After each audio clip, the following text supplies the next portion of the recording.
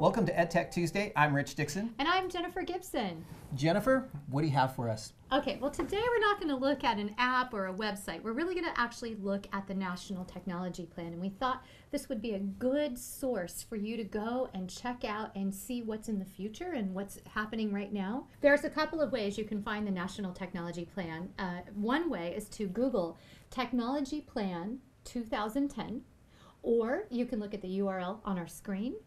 And the web address is www.ed.gov/technology/NETP-2010. So that's the National EdTech Plan of 2010.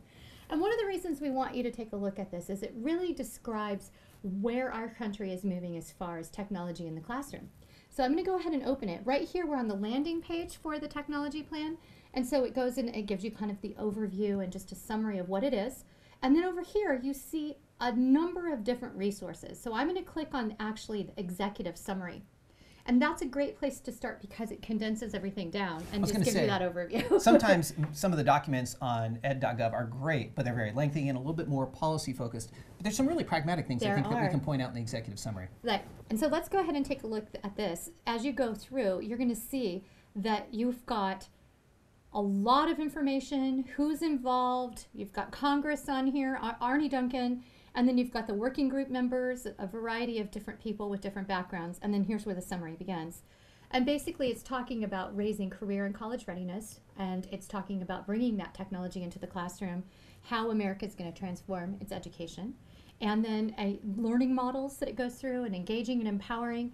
What I want to say is that this is something I think that would be best used with a PLC, with your staff, at school boards, talking to principals as they're looking and making decisions about technology. Rich, do you want to add anything to that? I think it's just a great common framework, a set of language and expectations that have been placed out there publicly for a PLC like you're talking about, or a staff to be able to rally around and make decisions about.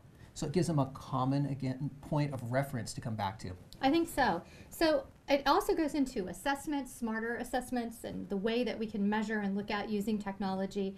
One of the areas, I'm going to go back here to our homepage, and what I want to look at is actually the complete document, because the thing that I found most interesting in the complete document is the section on teachers, and it really talks about what kinds of skills and support teachers need.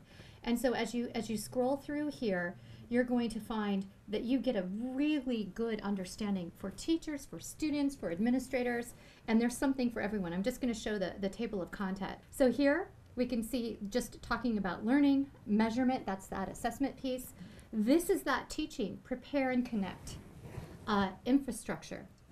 We know that. That's a very big and important one. Oftentimes our implementations get hung up on that process or that step. And then as you read on, even for research and development, working with technology companies to partner with them to develop exactly what schools need.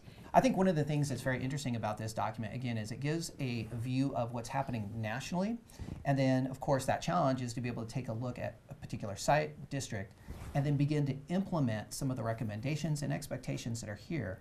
And again, the opportunity is to be forward thinking, take this document and begin looking to the future and how we're going to plan, purchase, and then begin implementing educational technology to meet the needs of our learners today. Right. This is one that you're going to want to make sure you bookmark so that you have it as a reference tool in the future.